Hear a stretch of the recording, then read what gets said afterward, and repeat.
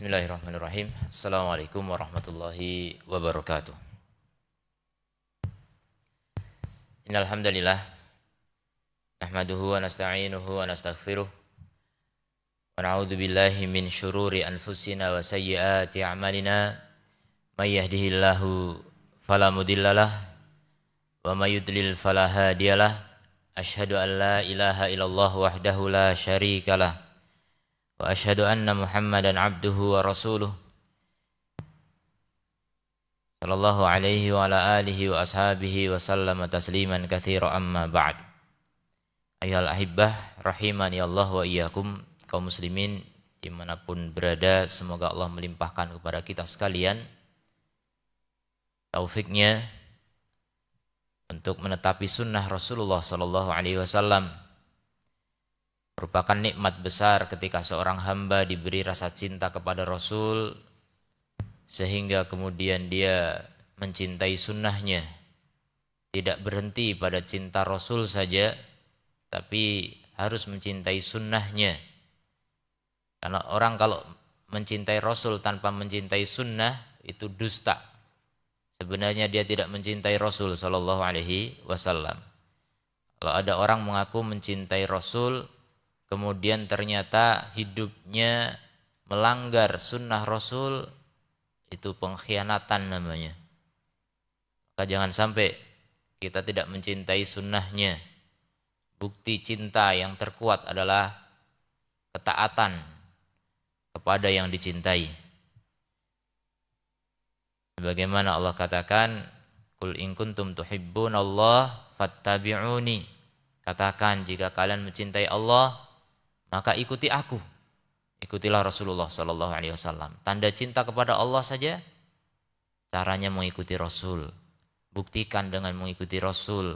Kalau tidak mau mengikuti Rasul berarti tidak cinta kepada Allah Subhanahu wa taala. Kaum muslimin rahimani Allah wa iyyakum, kita akan lanjutkan kembali pembahasan kita dari kitab Al-Bahrur Ra'iq fi Az-Zuhdi war Raqa'iq karya Syekh Dr. Ahmad Farid hafidhahullahu ta'ala. Kita masih dalam pembahasan tentang mutaba'atus sunnah, mengikuti as-sunnah. Kita lanjutkan pembahasan yang telah lalu. Qala al-muallif hafidhahullah wa qad rawa al-hafidh Abu Nu'aim bi isnadihi an Ibrahim ibni al-Junaid qala sami'tu asy-Syafi'i yaqul, aku mendengar asy-Syafi'i berkata, al-bid'atu bid'atani, bid'ah itu ada dua, bid'ah mahmudah wa bid'ah madmumah, bid'ah terpuji dan bid'ah tercela. Banyak orang yang tertipu atau keliru dalam memahami perkataan Imam Asy-Syafi'i ini, yang akhirnya banyak orang mengklaim, menganggap bahwa gak apa-apa bid'ah, yang penting hasanah. Gak masalah bid'ah, yang penting mahmudah, terpuji. Baik, bagus. Sekarang masalahnya bagus ini menurut siapa? Itu yang bermasalah. Perkataan Imam Syafi'i betul, tapi disalahpahami oleh sebagian orang. Dikiranya ini pembolehan, tidak masalah bid'ah, yang penting kan bagus. Iya betul, yang penting bagus, tapi bagus menurut siapa? Kalau bagus menurut selera semua orang, ya semua orang merasa bagus semua. Semua apapun yang dilakukan oleh kebanyakan manusia itu merasa itu bagus. Bahkan ada yang menganggap maksiat pun bagus, syirik bagus. Dosa yang paling besar mendurhakai Allah, langsung mendolimi Allah pun dikira bagus oleh pemeluknya, oleh pelakunya.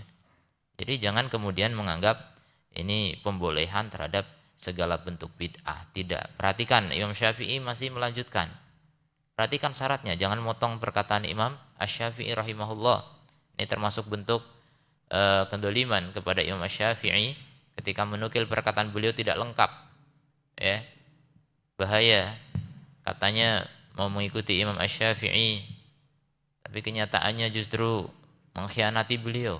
Ya, ketika perkataannya dinukil sesuai selera, ya tidak lengkap. Ini bentuk pengkhianatan kepada Imam Asy-Syafi'i rahimahullahu ta'ala. Coba lihat, perhatikan keterangan beliau selanjutnya. Jadi nggak berhenti sampai di situ perkataan beliau. Kalau sampai di situ bikin orang salah paham. Coba dipahami baik-baik. Kata kalau tidak lengkap itu bikin salah paham. Kata beliau, "Fama wafaqa sunnah fahuwa mahmudun." Apa yang sesuai as-sunnah maka itu terpuji. Sebaliknya, wa ma khalafa sunnah fahuwa madmumun. Dan yang menyelisih as-sunnah maka itu tercela. Jadi kalau tidak sesuai sunnah itulah yang tercela. Kalau sesuai sunnah itulah terpuji. Berarti ini bid'ah secara bahasa. Karena bid'ah secara syar'i, secara istilah, ya semua yang menyelisih sunnah itu bid'ah. Jadi yang bid'ah secara syar'i, bid'ah yang madmumah saja di sini dalam pernyataan Imam Asy-Syafi'i rahimahullahu taala. Wahtajja biqauli Umar radhiyallahu anhu nikmatul bid'ah hadihi. Imam Syafi'i kemudian berhujjah dengan perkataan Umar, sebaik-baik bid'ah adalah ini. Ketika Umar menyatukan kaum muslimin sholat berjamaah, sholat tarawih, ya, sholat tarawih berjamaah, kembali berjamaah. Setelah sebelumnya mereka berkelompok-kelompok kecil atau bahkan sendiri-sendiri. Sholat tarawihnya di masa Abu Bakar As-Siddiq radhiyallahu anhu. Maka kembali Umar menyatukan mereka, kemudian mengatakan sebaik-baik bid'ah ini. Iya, bid'ah ditinjau dari masa sebelumnya, di mana di masa Abu Bakar tidak ada perbuatan itu. Jadi ini baru, secara bahasa baru. Karena baru itu relatif. Relatif ternyata dikaitkan dengan yang lain. Baju saya baru dibanding baju yang lama gitu kan. Ini lebih baru daripada baju yang lama. Padahal ini udah lama. Ya, baru atau lama itu relatif, harus ada pembandingnya gitu. Itu baju baru ya? Enggak, udah lama. Lama dibandingkan dengan yang lebih baru gitu. Kalau dibandingkan dengan yang lama ya baru gitu. Jadi tergantung pembandingnya. Maka pernyataan Umar itu adalah baru secara bahasa. Ini bid'ah secara bahasa. Perkara baru, iya. Karena sebelumnya enggak ada. Tapi kalau dirunut dalam syariat sesuai sunnah tidak. Perbuatan sholat tarawih berjamaah sesuai sunnah atau tidak? Sesuai. Maka berarti ini yang dikatakan Imam Syafi'i, kalau sesuai sunnah maka itu mahmudah, terpuji. Ada sandarannya dalam as-sunnah, yaitu Rasulullah dulu pernah sholat tarawih berjamaah. Cuma ditinggalkan oleh Rasul karena ada sebab. Sebabnya takut diwajibkan. Nah setelah wahyu tidak turun, sebab itu enggak ada lagi. Al-hukmu yaduru ma'ilatihi, hukum itu berjalan bersama alasannya, sebabnya. Wujudan wa adaman, ada atau tidak adanya. Kalau ada alasannya maka hukumnya ada. Kalau alasannya hilang, hukumnya pun hilang. Rasulullah meninggalkan tarawih karena takut diwajibkan. Ketika ketakutan diwajibkan sudah enggak ada, maka tidak lagi ditinggalkan salat tarawih, kembali berjamaah. Maka ini sebenarnya Umar menghidupkan sunnah Rasul Shallallahu Alaihi Wasallam. Jadi bukan bid'ah secara syar'i, tapi bid'ah memang secara bahasa. Ya, jadi orang yang tidak bisa membedakan makna bahasa dengan makna istilah itu sebab ketergelinciran, sebab kesalahpahaman, akhirnya menimbulkan pemahaman yang salah. Wal'iyadzubillah. Maka jangan sembarangan dalam menuntut ilmu ya, jangan setengah-setengah, jangan sambil ngantuk. Ini salah paham, bahaya.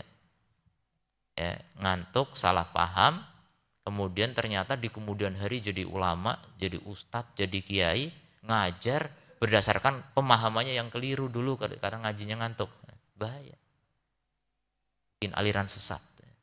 Gampang bikin aliran sesat ya. Ngikuti aliran sunnah ini susah. Ngikuti Rasul ini berat karena harus menuntut ilmu dan betul ilmunya. Tapi kalau orang gak serius belajarnya, asal-asalan, sesuai perasaan, kayaknya begini sih yang betul, padahal salah, itu bikin aliran sesat nanti. Na'udzubillah min dzalik. Jadi berdasarkan sejarah, aliran sesat itu begitu. karena kekurangan ilmu terjadilah aliran sesat. Atau mungkin ilmunya sih benar, tapi dia nggak mau mengikuti ilmu itu, berarti hatinya yang menyimpang. Itu dua sebab munculnya aliran sesat dimanapun sejak dulu ya, sejak masa sahabat atau akhir sahabat. Begitu terus. Makanya penting sekali untuk bisa menepati sunnah itu dengan menuntut ilmu, tidak bisa tidak. Wajib hukumnya menuntut ilmu. Makanya betul Nabi mengatakan begitu. Talabul ilmi faridatun ala kulli muslim.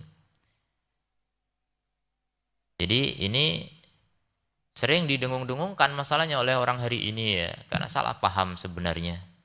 Salah dalam memahami perkataan Imam Asy-Syafi'i yang membawakan perkataan Umar bin Khattab radhiyallahu anhu. Dua perkataan itu akhirnya disalahpahami.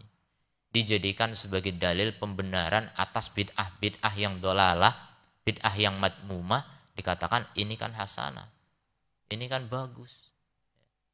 Yang penting kalau bagus ya tidak masalah.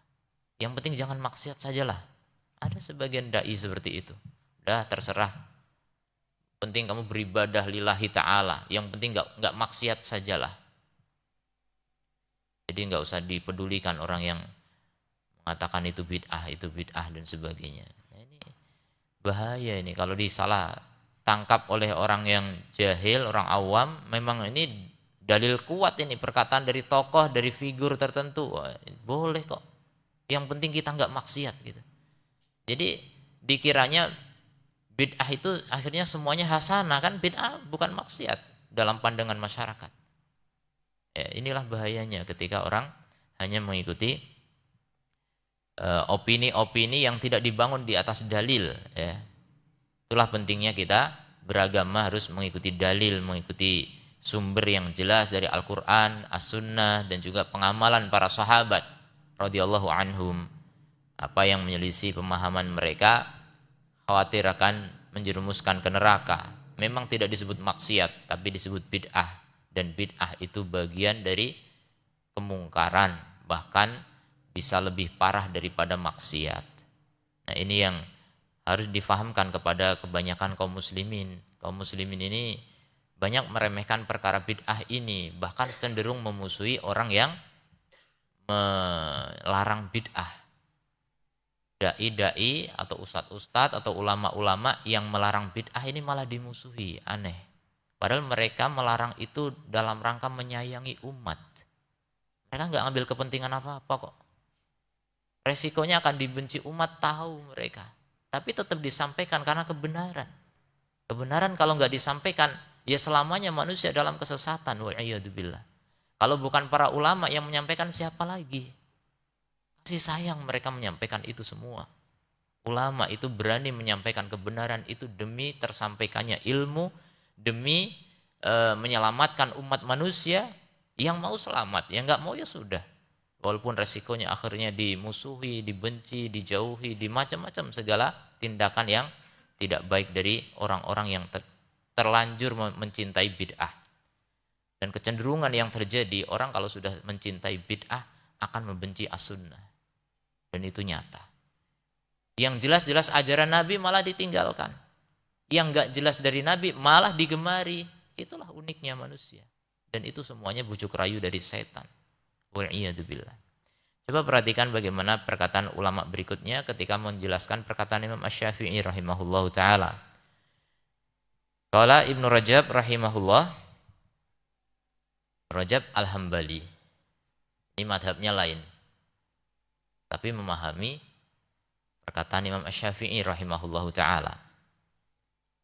Wa muradu Syafi'i rahimahullah, yang dimaksud oleh Imam Asy-Syafi'i rahimahullah, anna aslal bid'ati, bahwa asal dari bid'ah al-madmumah yang tercela, ma laisa lahu aslun fi syar'i tarji'u ilaihi, yaitu apapun yang tidak memiliki dasar di dalam syariat yang kembali kepadanya, untuk kembali kepadanya.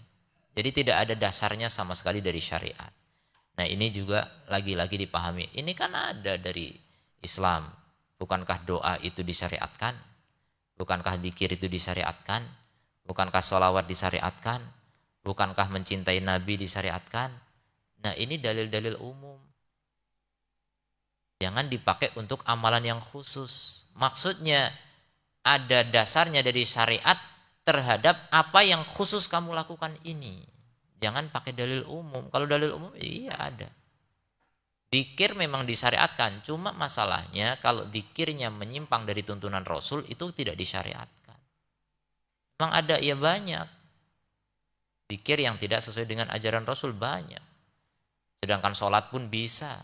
Ya, sholat subuh kan 2 rakaat. Kalau dijadikan 3 rakaat sesuai sunnah tidak? Tidak sesuai. Boleh tidak? Ya tidak boleh. Apa namanya? Bid'ah. Terus kalau orang bilang, ini kan sholat. Sholat kan disyariatkan. Boleh nggak bilang gitu? Ya tidak bisa. Ya memang kamu sholat, tapi sholatnya nggak sesuai sunnah. Sama begitulah kiaskan pada amalan-amalan yang lain. Jadi itu contoh yang paling gampang. Menambahi rakaat dalam sholat atau mengurangi rakaat dalam sholat kecuali qashar. Itu jelas merubah sunnah Rasul dan itu bid'ah. Itu yang jelas-jelas kelihatan. Ibadah bagus. Nambahi ibadah kan bagus. Kalau logika. Kalau pakai logika. Tapi ternyata tidak sesuai sunnah. Dan selama ini orang yang menambah-nambahi dzikir, menambah-nambahi doa yang tidak benar atau sholawat yang tidak benar, itu nggak mau kok menambahi sholat duhur menjadi 6 rakaat. Coba, akan dibilang apa tuh? Kalau orang sholat duhur sengaja 6 rakaat, apa namanya itu? Bid'ah, jelas tahu. Kok bisa bid'ah? Kenapa? Ya nggak sesuai sunnah. Iya betul. Kenapa bisa menjawab seperti itu? Giliran dzikir enggak, kenapa? Giliran sholawat enggak. Padahal semua ya ibadah apapun yang menyelisih tuntunan Rasul Shallallahu Alaihi Wasallam itu bid'ah. Itulah kategori bid'ah. Yang menyelisihi ya ingat ya kata-kata itu bukan berarti yang tidak dilakukan Rasul. Bisa jadi nggak dilakukan Rasul tapi tidak menyelisihi tidak masalah. Patokannya menyelisihi. Itulah bid'ah. Wahyal bid'ah fi itlaqi syara'. Nah, inilah bid'ah dalam istilah syariat. Yaitu apa? Apa yang tidak ada dasarnya dari syariat. Itulah bid'ah. Ibadah ya ataupun ilmu ya pokoknya semuanya ya, keyakinan, ucapan, perbuatan yang tidak ada dasarnya dari syariat itulah bid'ah. Ini bid'ah menurut apa? Menurut syariat, istilah syariat. Wa amal bid'ah al-mahmudah, adapun bid'ah mahmudah yang disebutkan oleh Imam Syafi'i tadi, fama wafaqa sunnah adalah yang sesuai dengan as-sunnah, yakni maka nalahu aslun, artinya yang punya dasar dari as-sunnah kembali kepadanya. Wa innama hiya bid'atun lughatan, dan dia disebut bid'ah hanya secara bahasa. Begitu ulama memahami. Ini bid'ah secara apa? Bahasa. Rajab ini ulama di abad pertengahan ya. Meninggal pada tahun 795. Wa innama hiya bid'atun lughatan, la syar'an, bukan secara syar'i. Kenapa? Limuwafaqatiha as-sunnah, karena sesuai as-sunnah. Jadi kalau sesuai as-sunnah enggak disebut bid'ah secara syariat, tapi bisa saja disebut bid'ah secara apa? Bahasa. Dan tidak dosa. Bid'ah dalam bahasa tidak dosa. Semua penemuan teknologi, ilmu-ilmu yang di zaman Nabi enggak ada, ini bid'ah semua. Secara apa? Bahasa. Dan tidak tercela selama tidak menyelisih syariat. Begitu patokannya. Wa fi hadil azamat allati ba'dal ahdi fiha bi'ulumis salaf. Dan di masa krisis ini, di mana setelah zaman yang sudah tidak banyak lagi ilmunya para salaf, yata'ayyanu dabtu ma nukila anhum, maka wajib untuk menentukan atau memastikan setiap apa yang dinukil dari mereka para salaf. Ini penting. Memastikan apa yang disebutkan Imam Syafi'i ini harus dipastikan betul, jangan disalahpahami. Zaman krisis ilmu seperti sekarang ini, orang jahil di mana-mana. Kalau dilontarkan perkataan-perkataan global begitu, kemudian diserahkan memahami masing-masing, akan banyak salah paham. Bahkan ya, waliyadzubillah, memang sengaja dari yang menyampaikan dibikin global biar orang salah paham. Na'udzubillah min dzalik. Sering begitu. Jadi sering menggunakan argumen, masa ibadah dilarang-larang. Nah begitu, argumen begitu orang pakai perasaan, iya ya, aliran sesat lah itu. Ibadah kok dilarang. Itu ahli maksiat nggak dilarang. Ya Allah, ini efektif sekali untuk menipu umat ya. Orang jelas-jelas ibadah, cinta Rasul kok dilarang. Nah itu yang maksiat nggak dilarang. Sebenarnya dilarang semua. Ya kita melarang bid'ah juga, melarang maksiat, melarang syirik semua. Semua yang dilarang agama kita larang. Jadi bukan cuma sentimen dengan kelompok lain, enggak. Bukan itu masalahnya. Kita murni ingin meluruskan ajaran agama Rasul SAW. Murni ingin membersihkan Islam ini dari berbagai kotoran yang bisa menyesatkan, yang membuat kita tergelincir ke neraka. Wal'iyadzubillah. Kemudian ketika kita bawakan hadis, kullu bid'atin dolalah wa kullu dolalatin finnar. Setiap bid'ah itu sesat dan setiap sesat di neraka. Itu pernyataan Rasul, murni pernyataan Rasul. Jangan kemudian, oh itu kelompok yang suka menvonis neraka, mengkafir-kafirkan ritual-ritual agama, mengkafir-kafirkan orang yang beribadah. Masyaallah wal'iyadzubillah. Tidak mungkin kita ingin memasukkan orang ke neraka. Gak ada keinginan kita begitu. Justru kita menyampaikan ini karena kita ingin mengajak ke surga. Dan gak ada kepentingan bagi kita untuk meneraka-nerakakan orang gitu. Untuk apa? Kita justru menyampaikan hadis itu karena kita ingin memberikan teguran. Hati-hati, Rasul sudah bilang begitu. Dengerin perkataan Rasul. Ini Rasul yang berpesan. Dan itu diulang-ulang Rasul setiap Jumat. Kalau nggak penting ngapain diulang-ulang oleh Rasul SAW. Coba kaum muslimin pahami baik-baik. Ya, jangan sentimen dulu. Jangan kemudian curiga dulu. Ah ini kepentingan nih. Ini antek Yahudi ini. Ini orang yang mau merebut kekuasaan ini. Ini orang mau ini, itu, dan sebagainya. Ini tuduhan tanpa bukti. Ini tuduhan semata. Ya bisa jadi orang yang menuduh itu karena takut kehilangan sesuatu. Mungkin takut kehilangan pengikut. Mungkin takut kehilangan jabatan. Mungkin takut, pokoknya dunia. Takut dunia. Murni kita berdakwah menyampaikan sunnah Rasul SAW. Dan murni kita berdakwah ingin menyebarkan ajaran Rasulullah SAW. Kemudian memberangus semua ajaran yang menyimpang. Yang akhirnya insya Allah dengan izin Allah Ta'ala kita ingin membentuk generasi yang akan menjadi pengikutnya Imam Mahdi nanti. Itu ujung-ujungnya. Kita mempersiapkan generasi itu. Orang-orang yang betul setia mengikuti Rasul SAW yang akan dimenangkan oleh Allah di akhir zaman nanti. Itu persiapannya dari dulu. Nah, mudah-mudahan kita termasuk orang yang andil di sana. Bukan kemudian malah orang yang menyelisih Rasul, memerangi sunnah Rasul, wal'iyadzubillah. Ini sangat berbahaya. Ini yang bisa jadi, ya, bisa jadi gitu. Kita nggak menuduh. Bisa jadi tanpa sadar antek-antek Yahudi itu. Karena sejatinya Yahudi itu nggak suka dengan sunnah Rasul jelas. Yahudi itu kerjaannya memecah belah agama. Nasara dihancurkan oleh orang Yahudi. Islam pun begitu, diupayakan dipecah belah, bermusuhan terus kaum muslimin. Gimana caranya? Ya dibikin bid'ah-bid'ah. Kalau ada bid'ah kan otomatis yang sesuai sunnah jadi beda. Coba kalau nggak ada bid'ah, semua mengikuti Rasul, semua mengikuti sahabat, apa yang terjadi? Bersatu kaum muslimin. Maka terjadinya perpecahan ini bukan orang yang mengikuti sunnah yang disalahkan, justru orang yang menyelisih sunnah itu yang disalahkan. Aneh kan? Oh itu orang dikit-dikit sunnah, dikit-dikit bid'ah. Ini memecah belah umat ini. Masya Allah. Jadi kebenaran sekarang dituduh sebagai kesesatan. Dan yang menyimpang dianggap sebagai kebenaran mutlak. Apa sekarang kalimat yang benar seakan-akan udah aksioma yang tidak mungkin salah. Ya, semuanya benar. Itu kata-kata itu menjadi slogan yang diandalkan. Udah, semuanya benar, semuanya baik. Semuanya mau masuk surga kok. Gak usah saling menyalahkan. Kita bersatu saja menghadapi orang kafir. Gimana bisa bersatu? Kalau ada yang mengikuti sunnah, ada yang menyelisih sunnah, gak bakal.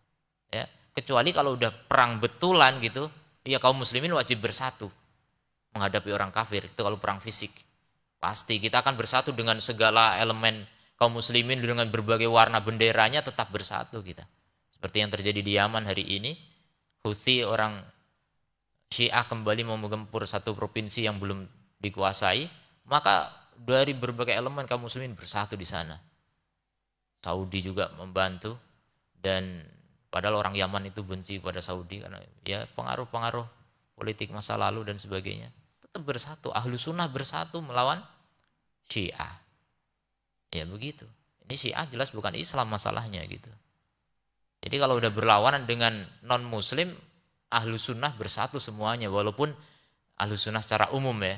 Karena ahlu sunnah secara umum artinya semua selain Syiah itu ahlu sunnah. Tapi kalau ahlu sunnah khusus, semua yang menyelisih Rasul itu bukan ahlu sunnah. Jadi khusus. Tapi ini yang khusus campur dengan yang umum macam-macam, tidak masalah melawan yang lebih parah. Nah itu kalau kondisinya perang. Tapi kondisi untuk memperbaiki keadaan, kondisi dakwah, kondisi aman, tidak ada peperangan seperti hari ini, maka kita berusaha membersihkan soft kita, bersihkan barisan kita dari berbagai kotoran dan noda yang bisa menyebabkan kelemahan kaum muslimin. Kaum muslimin itu lemah itu gara-gara apa? Banyaknya kotoran dalam agama mereka. Jadi penting sekali untuk memastikan atau menentukan, menepati apa yang dinukil dari mereka para salaf, min dzalika kullihi semuanya, liyatamayyaza bihi sehingga bisa dibedakan mana hak mana batil, maka minal ilmi mawjudan fi zamanihim, apa yang berupa ilmu yang ada di zaman mereka, wa ma ahdatsa fi dzalika, dan apa yang dibuat-buat di dalam hal itu ba'dahum setelah masa mereka para salaf, fa yu'lamu bidzalika sunnah, maka dengan itu diketahui as-sunnah minal bid'ah, dari bid'ah. Wa qad sahha an Ibnu Mas'udin radhiyallahu anhu annahu qala, telah sahih dari Ibnu Mas'ud, beliau berkata, innakum qad asbahtum al-yaum alal fitrah, kalian hari ini di atas fitrah. Ini Ibnu Mas'ud berkata dengan para sahabat, kalian hari ini di atas fitrah, sesuai dengan sunnah. Wa innakum satuhdisuna wa yuhditsu lakum, dan kalian akan berbuat nantinya, akan membuat hal-hal baru dan akan dibuat baru untuk kalian, bid'ah. Fa idza ra'aitum muhdatsatan, kalau kalian melihat suatu yang baru dalam agama, fa'alaikum bil ahdil awal, maka kewajiban kalian kembali kepada masa yang pertama. Lihat, ini nasihat emas dari Ibnu Mas'ud radhiyallahu anhu. Jadi mari kita perhatikan bagaimana pernyataan salaf, bagaimana nasihat para salaf kepada generasi mereka dan generasi berikutnya sampai kepada kita sekalian, bermanfaat nasihat itu. Ini ucapan-ucapan orang yang paling mengerti Islam, paling mengerti tentang pentingnya mengikuti sunnah Rasul Shallallahu Alaihi Wasallam. Kemudian Ibnu Mas'ud radhiyallahu anhu berkata, ini di zaman Khulafa ar-Rasyidin. Ya beliau di masa itu udah berkata begitu, mengingatkan gitu. Nanti akan ada bid'ah. Maka kalau terjadi bid'ah, terjadi hal baru, wajib bagi kalian kembali kepada masa awal, di mana masa itu belum ada bid'ah. Begitu caranya, begitu solusinya. Ya. Jadi bukan masalah sentimen pribadi atau kelompok ini sama sekali. Kita ingin kaum muslimin itu membersihkan agamanya dari segala kerusakan, penyimpangan. Semua, kita tidak pandang bulu ya, pokoknya semuanya. Yang sudah terlanjur punya ormas atau punya kelompok tertentu, ternyata tidak sesuai sunnah, mari kita tobat gitu. Perbaiki cara beragama kita. Ya, jangan kemudian membanggakan kelompok, dan ini dilarang oleh Rasulullah SAW. Kelompok kami dari dulu begini, inilah Islam, ini Islam sejati. Kelompok kami yang bukan kelompok kami itu bukan Islam. Ini bahaya, ini gulu, berlebihan, fanatik ini. Nah ini yang fanatik justru, orang yang bikin kelompok-kelompok kemudian menganggap orang yang tidak sesuai kelompoknya ini sesat. Nah dakwah sunnah tidak begitu. Dakwah salafi ini tidak seperti itu. Tidak ada kelompok salafi, ya, golongan salafi yang ada wadahnya gitu, kalau nggak masuk di situ berarti bukan salafi, tidak ada. Bahkan yang melakukan itu malah keliru. Ya. Utsaimin rahimahullah taala ketika ditanya gimana sekarang ada kelompok dakwah yang mengatasnamakan salafi. Ya, kemudian begini dan begitu, maka beliau mengatakan tidak bagus. Tidak bagus menggunakan salafi sebagai nama yang kemudian diklaim milik sendiri, orang-orang lain yang tidak sepaham dengannya dianggap tidak salafi. Tidak benar. Ya, salaf itu milik semuanya. Asal betul-betul mengikuti salaf. Siapapun itu. Siapapun, pribadi manapun, kelompok manapun, organisasi manapun, asal betul mengikuti salaf, salafus soleh, mengikuti sahabat, maka salafi itu. Tapi kebenaran yang sejati gitu, yang betul-betul sesuai dengan Al-Quran dan As-Sunnah dan pemahaman salaf, silahkan. Jangan memiliki semangat berkelompok, itu hizbiyah namanya. Ya, semangat berkelompok itu hizbiyah, dilarang oleh Rasulullah SAW. Itu bangkai, fa innaha muntinah. Ya, namanya semangat berkelompok ini busuk. Seperti ada sebagian orang Ansor berselisih dengan sebagian orang Muhajirin. Kemudian orang Ansor ini panggil, wahai orang-orang Ansor, yang Muhajirin, wahai orang-orang Muhajirin, mau perang antara Ansor dengan Muhajirin. Kata Rasul, apa seperti ini kalian diajarkan? Apakah seruan jahiliyah seperti ini? Tinggalkan ini hizbiyah, ini muntina, ini busuk. Jadi dilarang kita memiliki semangat berkelompok, tidak. Ya, dakwah sunnah ini bukan dakwah kelompok, bukan dakwah pribadi, bukan dakwah organisasi tertentu, tidak. Ini adalah dakwah yang mengalir sepanjang zaman sejak Rasulullah sampai hari kiamat, dan naungannya adalah langit, alasnya bumi. Jadi itu bukan rumah tertentu, bukan negara tertentu. Semuanya asal betul mau mengikutinya masuk ke dalam golongan itu, firqatun najiyah, ya, kelompok yang selamat atau ifa al-mansurah, golongan yang ditolong oleh Allah Subhanahu wa taala. Warawa Ibnu Humaid Ibnu an Malik qala lam yakun syai'un min hadil ahwa fi ahdin Nabi sallallahu alaihi wasallam. Lihat, Imam Malik mengatakan pernyataan yang luar biasa. Kata beliau apa? Sesuatu seperti ini tidak ada, ya. Hawa disebut oleh beliau ahwa. Sesuatu dari hawa nafsu seperti ini tidak ada di masa Nabi sallallahu alaihi wasallam. Ini untuk menyebutkan bahwa ini bid'ah ini. Jadi bid'ah itu disebut ahwa, hawa nafsu. Karena sejatinya begitu, setiap orang yang tidak mengikuti wahyu pasti mengikuti nafsu. Makanya ahli bid'ah disebut ahli ahwa, pengekor hawa nafsu. Jadi kata beliau begitu ya, penamaan ahwa ini dari dulu sudah. Tidak ada di masa Nabi dan Abu Bakar, Umar dan Utsman. Wa kana Malik yushiru bil ahwa, dan Imam Malik itu mengisyaratkan dengan hawa nafsu itu maksudnya kepada siapa?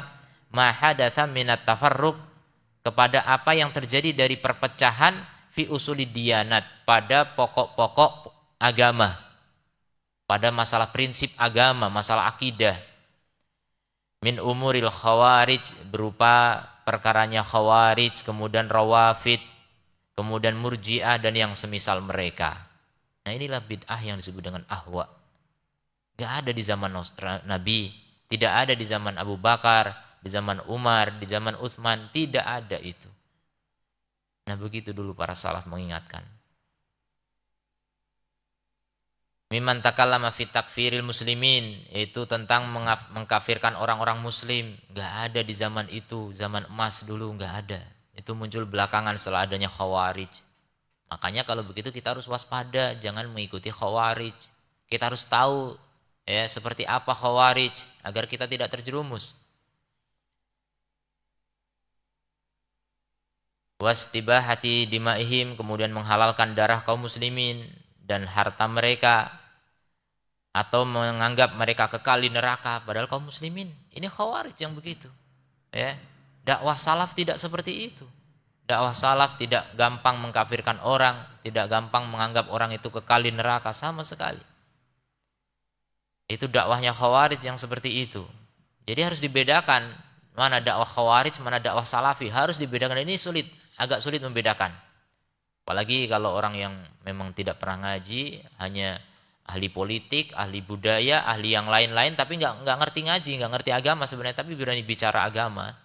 Kadang-kadang begitu menyimpulkan, oh itu, pokoknya yang berjenggot, yang pakai jubah, yang istrinya pakai cadar, nah itu hati-hati sesat itu. Nah mungkin yang begitu ada khawarij, ada. Jangan dikira yang begitu pasti salafi, tidak. Macam-macam itu. Makanya melihat pemahaman orang jangan dilihat dari bentuknya, jangan dilihat dari gambarnya, jangan dilihat dari fotonya, tapi lihat ajarannya. Coba lihat ajarannya. Itu kalau fair dalam menilai sesuatu, objektif.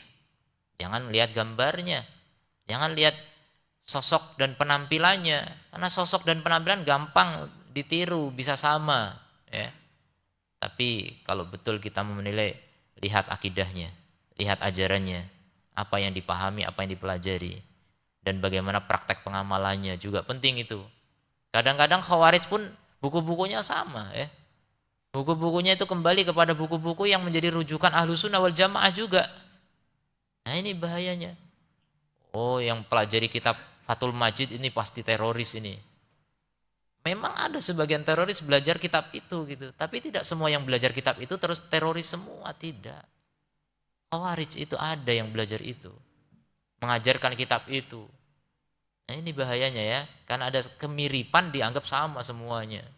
Apalagi kalau yang menilai sudah pakar politik yang punya kepentingan politik dan lain sebagainya, atau yang menilai memang orang liberal yang memang sudah punya tendensi untuk benci apapun dari Islam itu. Orang-orang liberal itu nggak suka dengan Islam hakikatnya. Kemudian au fi tafsiki khawasi hadil ummah, atau bahkan menganggap fasiknya orang-orang khusus dari umat ini. Siapa? Para sahabat. Sahabat dianggap fasik atau bahkan dikafirkan. Awaqsu dzalika min man za'ama annal ma'asi la tadurru ahlahu, atau sebaliknya, lawannya, itu orang-orang Murji'ah yang menganggap maksiat enggak berbahaya.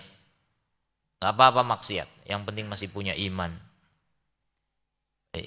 Iman bahkan enggak berkurang dengan kemaksiatan. Wa nau la yadkhulun nar min ahli tauhid ahadun.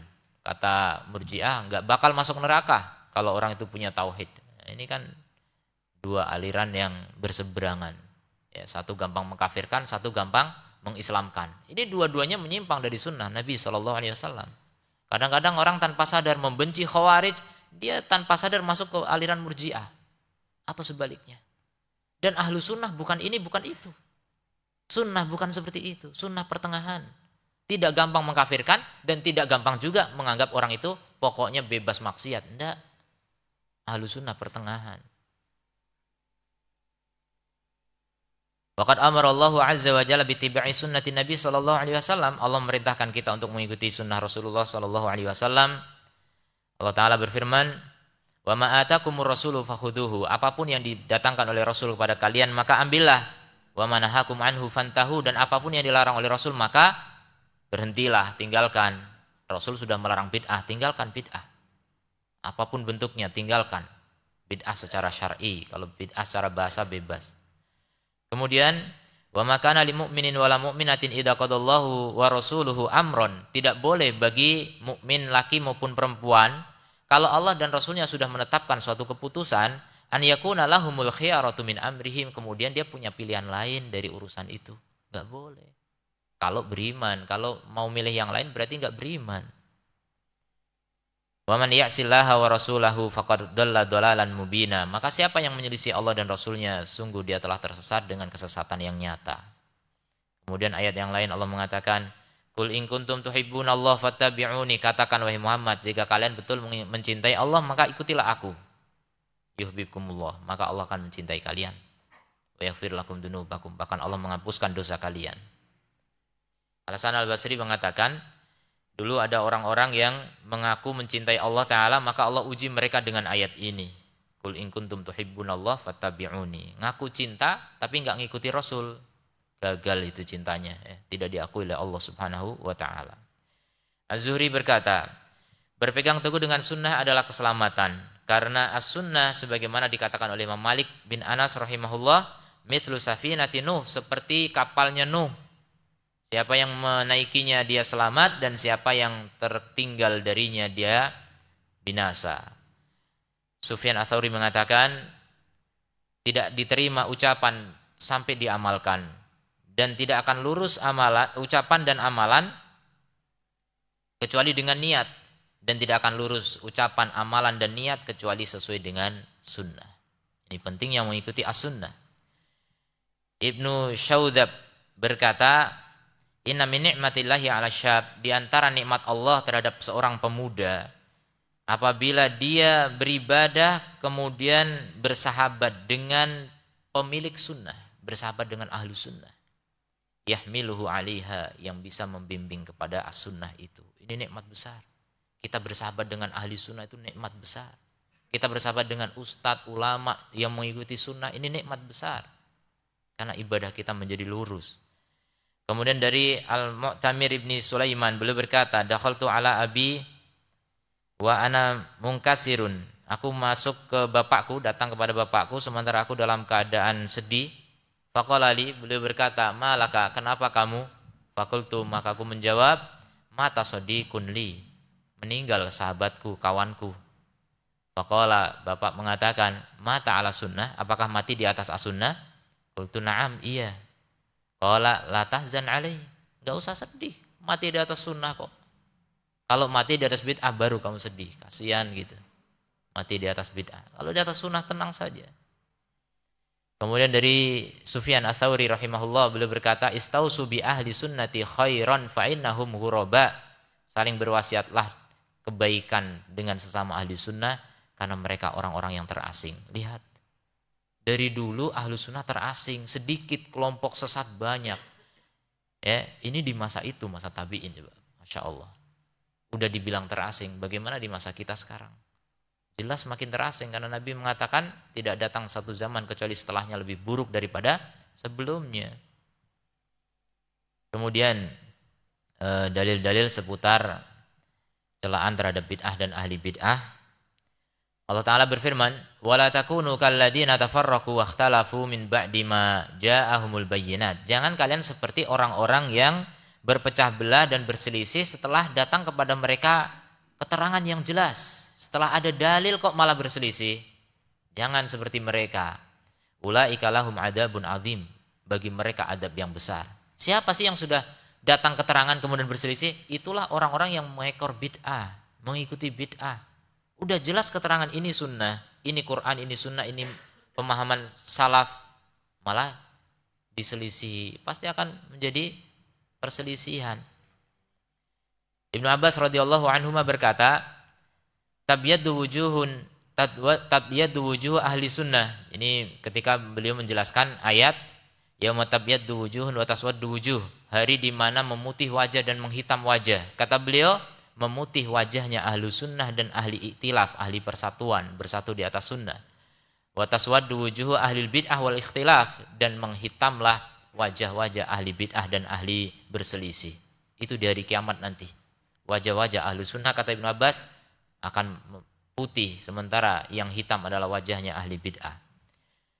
Kemudian dari Abdullah bin Umar radhiyallahu anhu, dari Nabi SAW, beliau berkata, man raghiba an sunnati falaysa minni, siapa yang tidak suka sunnahku berarti bukan dariku. Ibnu Mas'ud radhiyallahu anhu berkata, Rasulullah SAW bersabda, ana faratukum alal haud, aku mendahului kalian di atas haud, aku menunggu kalian di atas haud. Tapi ternyata disapih, dipisahkan beberapa orang dariku, nggak boleh minum dari telagaku. Maka aku berkata, ya Rabbi ashabi, wahai Rabbku, itu adalah sahabat-sahabatku.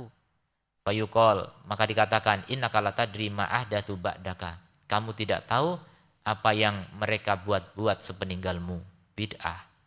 Jadi dengan adanya ajaran yang menyimpang dari ajaran Nabi, maka mereka tidak bisa minum dari telaga Nabi SAW. Kemudian dalam hadis Irbad bin Sariyah radhiyallahu anhu, Rasulullah SAW bersabda, wa iyyakum wa muhdatsatil umur, hati-hati kalian dari perkara-perkara baru. Fa inna kulla bid'atin dhalalah, karena setiap bid'ah adalah kesesatan. Dan ini hadis yang sangat luar biasa kalau kita mau pahami baik-baik.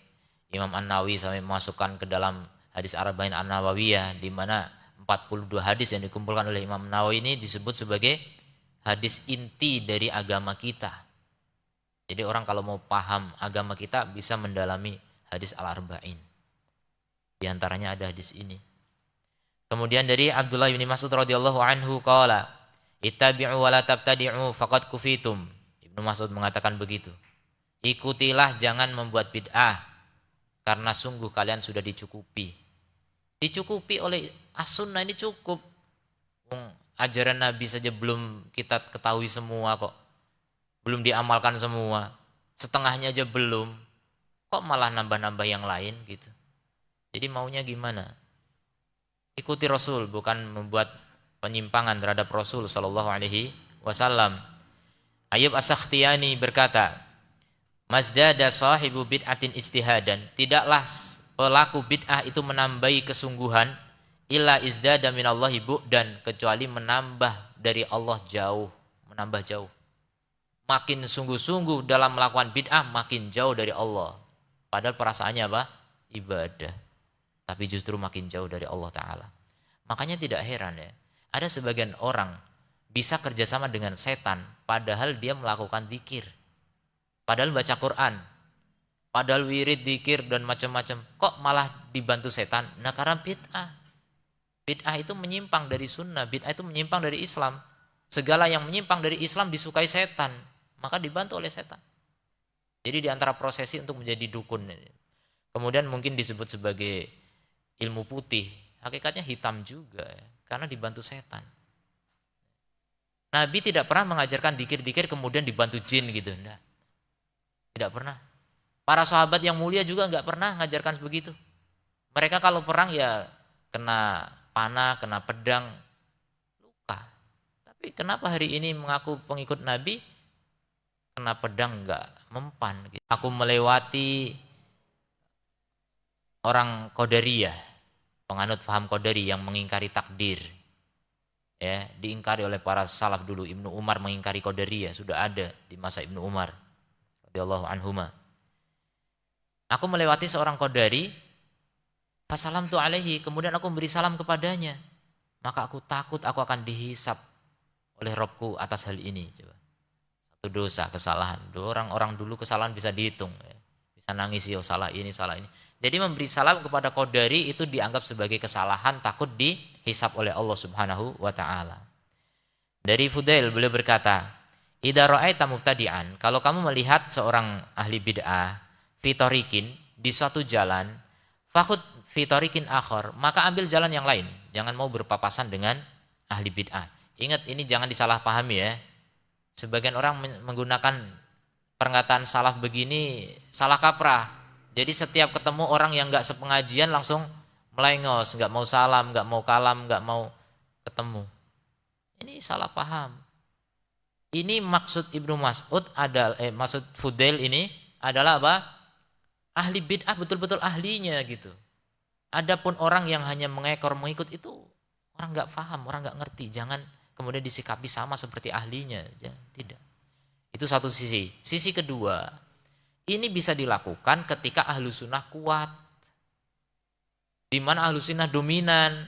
Maka kalau ada pelaku bid'ah, diboikot, biar tobat, biar jera. Nah sekarang tidak mungkin, kebalik. Kalau ahlu sunnah justru bersikap seperti itu, makin ditekan oleh masyarakat. Ya. Makin dijauhi, makin dianggap, oh ini ekstrim nih. Ketemu nggak salam, nggak kalam. Makanya saya mendengar sendiri ya, curhatan orang yang mengatakan ada menasihati keluarganya, "Om, ayolah ngaji." Gitu. Ngaji apa? Salaf, manhaj salaf. Gitu. Ah, Om sudah tahu itu aliran sesat itu. Kenapa? Bagus kok, yang diajarkan bagus, Al-Quran, As-Sunnah, mengikuti salafus soleh. Tapi Om ketemu dengan orang-orang begitu, orang-orang salafi itu sombong-sombong orangnya, dan itu alasan. Jadi alasan, makanya hati-hati. Jangan sampai antum yang mengikuti sunnah kemudian sombong-sombong. Apa alasan sombongnya? Enggak mau salam. Diberi salam enggak menjawab. Wal'iyadzubillah. Ini ajaran dari siapa seperti itu? Ini tidak benar. Salah paham dalam memahami perkataan salaf dulu. Ada pernyataan salaf begitu dulu yang belum tentu tepat diterapkan hari ini, belum tentu. Ini perlu memahami ada fikih masa kuat, fikih masa lemah. Itu ada perbedaan. Harus dibedakan. Makanya ngaji harus serius, itu saya bilang dari awal ya. Ngaji itu harus serius. Setengah-setengah langsung disimpulkan. Ketemu perkataan cocok ini ya. Orang udah mentalnya salah, cari yang cocok-cocok, ini bahaya. Salah paham. Tidak seperti itu penempatannya ya. Tidak segampang itu. Ketemu orang yang belum ngaji justru kita penuh kasih sayang. Sampaikan salam, sampaikan senyum, ngomong baik-baik, bahkan ngasih hadiah. Dengan begitu sunnah ini dikenal masyarakat sebagai ajaran Nabi memang. Masa pengikut sunnah nggak mencerminkan akhlak Nabi? Gimana sih akhlak Nabi? Apakah Nabi begitu melengos ketemu kaum muslimin? Sama sekali. Ya, makanya harus betul-betul maksimal dalam belajar ya. Jangan sepatah dua patah kemudian disimpulkan sendiri kemudian nggak datang lagi ke pengajian. Nah ini bahaya nih, bibit unggul dalam penyimpangan. Bahaya. Jadi jangan setengah-setengah ngaji. Kemudian wala yarfa li sahibi bid'atin ilallahi amalun. Ya, tidak akan diangkat bagi pelaku bid'ah amalnya. Jadi amalnya enggak diangkat, namanya amal bid'ah yang enggak diangkat. Enggak diterima oleh Allah Subhanahu wa taala. Ini sudah jelas dalilnya ya. Man amila amalan laisa alaihi amruna fahuwa radd. Siapa yang beramal satu amalan yang tidak ada padanya urusan kami, maka dia tertolak. Wa man aana sahiba bid'atin, maka siapa yang membantu pelaku bid'ah faqad aana ala hadmil Islam, berarti dia membantu menghancurkan Islam. Ini perkataan global, jangan dipahami mentah-mentah kemudian salah kaprah. Fa in qala qail, kalau ada orang yang berkata qad maddahta sunnah wa damamtal bid'ah fama sunnah wa mal bid'ah. Anda sudah memuji sunnah kemudian mencela bid'ah. Terus apa itu as-sunnah? Apa itu bid'ah? Ya, mungkin ada orang bertanya begitu. Dari tadi sunnah dipuji-puji, dari tadi bid'ah dicela-cela. Memang apa itu sunnah? Apa itu bid'ah? Fa inna nara kulla mubtadi'in yaz'umu annahu min ahli sunnah. Karena kami juga melihat setiap orang bid'ah juga mengaku sebagai ahli sunnah. Iya kan? Semua orang ngaku ahli sunnah. Padahal menyelisih sunnah.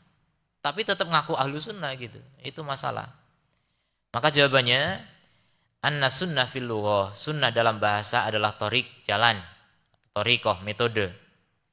Wala raiba anna ahlan naqal wal athar al mutatabbi'ina athar rasul, tidak diragukan bahwa orang yang ahli nukil itu menukil hadis maksudnya, ahli riwayat, yang terus mencari peninggalan-peninggalan Rasul Sallallahu Alaihi Wasallam. Peninggalan Rasul bukan berarti benda-benda keramat ya.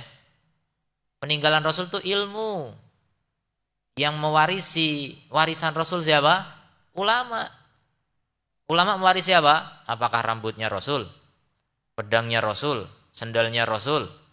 Bajunya Rasul? Tidak, bukan itu. Yang dimaksud peninggalan Rasul itu apa? Hadis Nabi Sallallahu Alaihi Wasallam. Ilmu. Jadi mereka orang yang mencari peninggalan Rasul, ilmu. Wa atharu ashabihi, dan juga athar peninggalan para sahabat radhiyallahu anhum. Itulah ahlu sunnah. Ahlu sunnah adalah orang yang sengaja dalam hidupnya mencari. Jadi enggak diem aja gitu.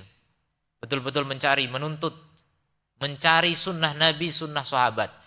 Dituntut bagaimana? Seperti apa ajaran Rasul, seperti apa ajaran sahabat, itu dicari betul, belajar, tidak tinggal diam. Ahlus sunnah orang yang gigih menuntut ilmu. Untuk diamalkan, bukan ilmu semata, bukan. Menuntut ilmu semangat, beramal juga semangat. Berdakwah juga semangat. Itulah ahlus sunnah wal jamaah. Jadi semangat mendakwahkan sunnah juga. Lanum ala tilka tariq allati lam yahdits fiha hadithun. Karena mereka berada di jalan itu, jalan sunnah. Mereka ini sahabat. Sahabat berjalan di atas sunnah Nabi SAW. Belum terjadi di saat itu kejadian bid'ah. Wa innama waqa'at al-hawadis wal bid'ah, dan terjadi hal-hal baru dan bid'ah setelah Rasulullah SAW dan para sahabat radhiyallahu anhum. Itulah as-sunnah. Jadi orang-orang yang betul-betul komitmen, istiqomah untuk mempelajari ajaran Nabi dan sahabat radhiyallahu anhum. Wal bid'ah, adapun bid'ah, ibaratun an fi'li lam yakun, adalah ungkapan tentang perbuatan yang belum pernah terjadi. Dan sebenarnya nggak cuma perbuatan, keyakinan juga. Yakni fi ahdi sahabah, yaitu belum terjadi di masa sahabat radhiyallahu anhum. Fabtudi'a, dia diada-adakan. Wal aghlab fil mubtada'at, dan yang umumnya dalam kebid'ahan-kebid'ahan itu annaha tusadimu syariah, dia itu menabrak syariat. Jadi memang bertabrakan dengan ajaran Rasul sallallahu alaihi wasallam. Bil mukhalafah, ya, dengan menyelisihinya. Wa tujibu ta'ati 'alaiha bi ziyadatin aw nuqsan, dan orang yang melakukan bid'ah itu dia pasti akan menambahi atau mengurangi sunnah. Fa in ibtada'a syai'un la yukhalifu syari'ah wa la yujibu ta'ati 'alaiha faqad kana jumhurus salaf yakrahunahu. Bahkan kalau ada hal baru yang memang tidak bertabrakan dengan syariat dan tidak menentangnya, dulu jumhur salaf pun membencinya. Ada hal baru tapi nggak bertabrakan langsung dengan syariat, tidak menyelisih sunnah langsung, secara langsung nggak bertabrakan gitu, itu tetap dibenci oleh para salaf. Karena dalam rangka untuk menjaga kemurnian sunnah. Luar biasa para salaf. Ya, menjaga kemurnian sunnah. Wa kanu yanfiruna min kulli mubtadi'in. Mereka dulu lari dari setiap bid'ah, ahli bid'ah. Wa in kana jaizan hafidhan lil asal. Meskipun itu boleh. Setiap yang baru pokoknya mereka jauhi. Bukan ahli bid'ah, mubtada', ya, setiap hal baru mereka jauhi. Walaupun boleh sebenarnya, cuma khawatir akan mencemari sunnah. Hafidhan lil asal, dalam rangka menjaga pokok, yaitu ittiba. Ini kemurnian sahabat, bagaimana untuk tetap konsisten dalam ittiba, ya. Waqad qala Zaid bin Thabit, ini contoh bagaimana sahabat takut dengan hal yang tidak dilakukan Rasul. Zaid bin Thabit berkata kepada Abu Bakar dan Umar radhiyallahu anhuma. Abu Bakar dan Umar, sahabat paling mulia, mengusulkan kepada Zaid bin Thabit untuk menulis Quran, karena beliau ahli tulis dulu di zaman Nabi sallallahu alaihi wasallam. Untuk menulis Quran, dikumpulkan menjadi satu. Apa jawaban beliau? Kaifa taf'alani syai'an? Bagaimana Anda melakukan, Anda berdua nih, melakukan sesuatu yang tidak dilakukan oleh Rasulullah sallallahu alaihi wasallam. Coba lihat bagaimana salaf. Gak suka dengan, pokoknya yang gak dilakukan Rasul gak suka. Awalnya begitu, tapi ketika dijelaskan oleh Abu Bakar dan Umar, ini walaupun tidak dilakukan Rasul, tapi ini menjaga syariat. Bisa dibayangkan kalau tidak dilakukan pengumpulan Quran pada saat itu, kita hari ini gak bisa baca Quran. Ini bukan bid'ah yang matmumah. Taruhlah ini bid'ah secara bahasa. Tapi secara syar'i ini sesuai dengan syariat. Kita diperintahkan untuk menjaga agama. Kemudian juga penulisan Quran terjadi di masa Nabi. Cuma nggak dikumpulkan memang, tapi ditulis. Bedanya sekarang cuma dikumpulkan jadi satu. Ya cuma mengumpulkan gitu. Cuma begitu saja, salaf takut. Jangan-jangan menyelisih Rasul ini. Tapi dijelaskan ternyata tidak. Ya. Jadi itu contoh bagaimana ketakutan salaf terhadap segala yang baru. Dari Abi Bakhtari rahimahullah, beliau berkata, seorang akhbara rajulun Abdullah bin Mas'ud. Ada seorang memberi kabar kepada Ibnu Mas'ud radhiyallahu anhu bahwasanya ada satu kaum yang mereka duduk di masjid setelah sholat maghrib. Di situ ada pemimpin yang mengatakan kabbirullah, bertakbirlah pada Allah sekian dan sekian. Bertasbihlah pada Allah sekian dan sekian. Pujilah Allah sekian dan sekian. Jadi dzikir berjamaah. Terjadi dzikir berjamaah di masa Ibnu Mas'ud masih hidup. Orang lapor kepada beliau. Dalam riwayat disebutkan ini Abu Musa al-Asy'ari yang lapor. Sahabat juga. Tapi Ibnu Mas'ud lebih berilmu, lebih senior. Maka dia masih belum berani mengambil kesimpulan sampai ditanyakan kepada orang yang lebih berilmu. Kemudian apa? Kata Ibnu Mas'ud, fa idza ra'aitahum fa'alu dzalika, kalau kamu lihat lagi mereka melakukan itu, fa'tini, datanglah kepadaku, fa'akhbirni, kabarkan kepadaku bi majlisihim, tentang majelis mereka. Maka akhirnya betul suatu ketika dikabarkan lagi, maka Ibnu Mas'ud mendatangi mereka dan beliau duduk di situ. Falamma sami'a ma yaqulun, ketika Ibnu Mas'ud mendengar apa yang mereka ucapkan, qama, beliau pun berdiri, fa'ata Ibnu Mas'ud faja'a wa kana rajulan hadidan, dan Ibnu Mas'ud datang dan beliau adalah orang yang sangat tegas gitu. Laki-laki besi, maksudnya sangat tegas. Faqala, maka beliau mengatakan, ana Abdullah bin Mas'ud. Aku adalah Abdullah bin Mas'ud. Wallahilladzi la ilaha ghairu, demi Allah yang tidak ada sembahan yang benar kecuali Dia. Laqad ji'tum bi bid'atin, sungguh kalian telah mendatangkan bid'ah. Lihat, dzikir berjamaah disebut bid'ah oleh beliau. Dulman, dengan kedoliman. Walaqad dolal fadaltum ashab Muhammadin sallallahu alaihi wasallam ilman, sungguh kalian telah melampaui ilmunya sahabat. Kelebihan ini enggak ada diajarkan oleh para sahabat. Ini orang-orang tabi'in yang enggak maksimal belajarnya kepada sahabat sehingga begitu. Faqala Umar bin Utbah, beliau berkata, astagfirullah. Faqala alaikum bitariqi, wajib atas kalian mengikuti jalan yaitu as-sunnah. Falzamuhu, tekunilah dia. Walain akhadtum yaminan aw shimalan latadallunna dolalan ba'ida. Kalau kalian mengambil ke kanan atau ke kiri, kalian benar-benar akan tersesat dengan kesesatan yang jauh. Dalam Sahihain dari Thauban radhiyallahu anhu qala Rasulullah sallallahu alaihi wasallam, la tazalu ta'ifatun min ummati dhahirina 'alal haqq, senantiasa ada sekelompok dari umatku yang menang di atas kebenaran dengan ilmunya. Ya, harus menang dalam perang, menang dengan hujjah. La yadurruhum man khadalahum, tidak membahayakan mereka orang-orang yang menyelisih mereka dari kalangan ahli bid'ah. Dalam riwayat lain ada tambahan wa man khalafahum, dan yang menyelisih mereka dari kalangan orang-orang kafir. Hatta ya'ti amrullah, sampai datang perkara Allah, wahum kadalik, dan mereka tetap dalam keadaan itu, tetap di atas kebenaran. Sampai datang perkara Allah, kata ulama, menjelang kiamat. Jadi ada kelompok umat Islam yang terus istiqomah di atas sunnah sampai kiamat. Ini kabar gembira dari Rasulullah SAW. Jangan putus asa. Zaman sekarang mana ada ngikuti sahabat, gimana caranya? Ada yang putus asa begitu, ditakut-takuti bahkan nggak bisa orang mau ngikuti sahabat, gimana caranya? Nah, ini putus asa.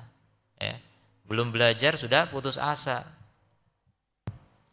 Waqala Abu Syamah an Mubarak anil Hasan al-Basri, as-sunnah walladzi la ilaha illahu, as-sunnah, dan demi zat yang tidak ada sembahan kecuali Dia, bainal ghali wal jafi, berada di antara orang yang berlebihan dengan orang yang meremehkan. Jadi as-sunnah di tengah-tengah.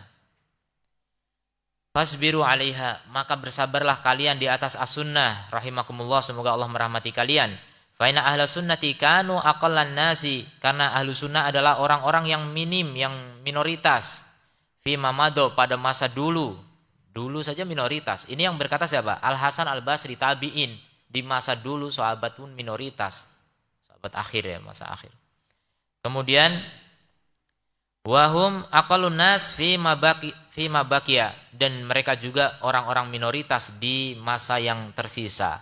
Alladzina lam yadhabu ma ahlil itraf, di mana mereka tidak pergi bersama orang-orang yang bermewah-mewah, fi itrafihim, dengan kemewahan mereka, wala ma ahlil bid'ah, dan tidak bersama ahli bid'ah, fi bid'ahihim, dalam bid'ah mereka, wa sabaru ala sunnatihim, mereka sabar di atas sunnah mereka, hatta laqau rabbahum, sampai mereka menjumpai Rabb mereka.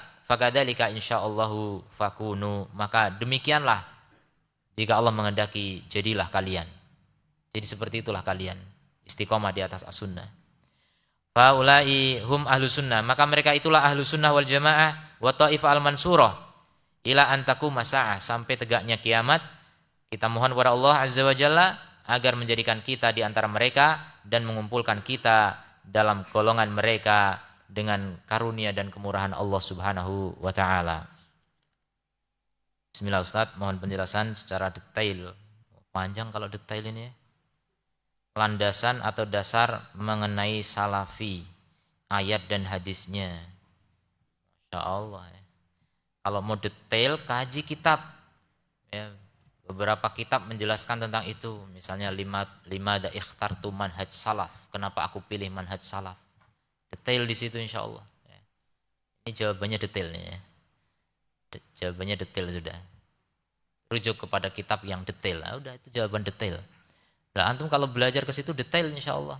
Dan masih banyak kitab yang lain, banyak ulama menulis ya tentang seperti apa prinsip-prinsip ahlu sunnah wal jamaah. Seperti apa manhaj salafi. Yang hakikatnya ahlu sunnah wal jamaah. Dan ahlu sunnah harus salafi. Bukan ahlu sunnah namanya kalau tidak salafi. Ngaku-ngaku ahlu sunnah iya mungkin. Hanya ngaku. Kalau ahlu sunnah sejati pasti salafi. Ya. Pasti mengikuti salafus soleh. Itu ahlu sunnah yang sebenarnya. Jadi akidahnya seperti apa. Ya, diantaranya, ini contoh-contoh saja, nggak mungkin sebutkan semua dan saya juga nggak hafal juga ya. Yaitu apa? Sumber pengambilan ilmunya jelas. Al-Quran dan As-Sunnah dengan pemahaman para sahabat. Itu satu. Prinsip ini kalau dipegang, antum insya Allah menjadi ahlu sunnah wal jamaah. Kalau sudah ini salah, ya sudah, yang lain pasti akan keliru. Sumbernya pertama kali kan, kita kalau mau menentukan sesuatu dari sumbernya gimana, kalau sumbernya udah salah, ya berikutnya pasti salah. Sumbernya itu paling penting. Coba lihat, kalau kita mau berguru, lihat guru kita apa sumbernya. Dari mana ini sumber pemahamannya. Ya, kalau nggak mau mengajarkan pemahaman sahabat, nggak usah diambil ilmunya. Cari guru yang betul. Ya. Begitu cara mempelajari manhaj salaf. Cara belajar agama yang betul tuh kayak gitu. Banyak orang yang hanya melihat dari jauh, ini aliran begini, itu begitu. Mana yang paling bagus ya? Sesuai selera. Ini tidak boleh. Salah cara belajar begitu. Harus tahu prinsipnya, apa dasar dalam mengambil ilmu, bagaimana caranya. Itu pertama kali. Tentukan standar yang tepat. Ya, standarnya apa? Al-Quran dan As-Sunnah dengan pemahaman salafus soleh, terutama sahabat. Kalau kita betul-betul prinsipnya itu, insya Allah di atas sunnah. Nah berikutnya, di dalamnya nanti dirinci banyak. Demikian wallahu a'lam, subhanakallahumma wa bihamdika asyhadu an la ilaha illa anta astaghfiruka wa atubu